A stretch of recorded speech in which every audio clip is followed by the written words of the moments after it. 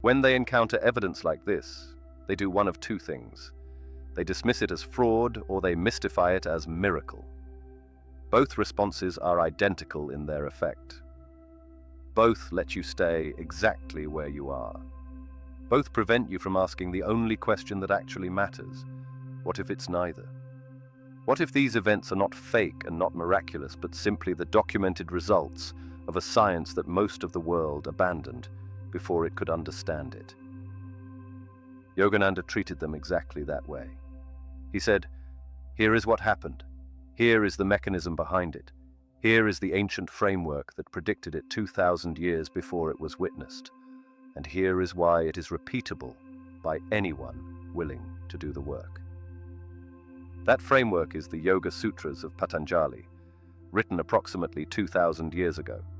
196 verses, and encoded inside those verses, with the precision of a technical manual, is a complete map of the relationship between consciousness and physical reality. Patanjali did not call these events miracles. He called them siddhis, perfections, natural outcomes. He listed them the way a chemistry textbook lists reactions, not as wonders but as predictable consequences of understood processes applied correctly. He described levitation with the same clinical language he used for concentration. He described living without food with the same matter-of-fact tone he used for breathing. He described bilocation as a natural extension of a sufficiently developed understanding of the self.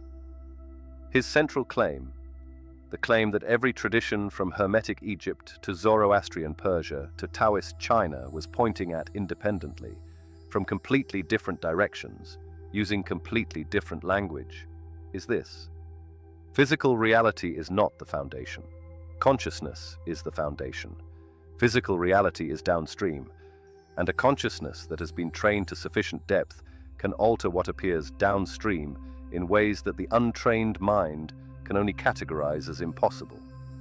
That's the claim. And the question I want you to sit with right now, before we go any further, is not whether you believe it. The question is, what would it mean for your actual life if it were even 30% true? Because if consciousness creates reality even partially, then most of what you're doing to change your life is aimed at the wrong layer. You're working on the screen while the projector runs unchanged. You're rearranging the furniture of your life while the blueprint underneath it keeps producing the same floor plan. That's what we're going to talk about. And it is going to cost you something to hear it. I want to name something that you have felt, but probably never been given accurate language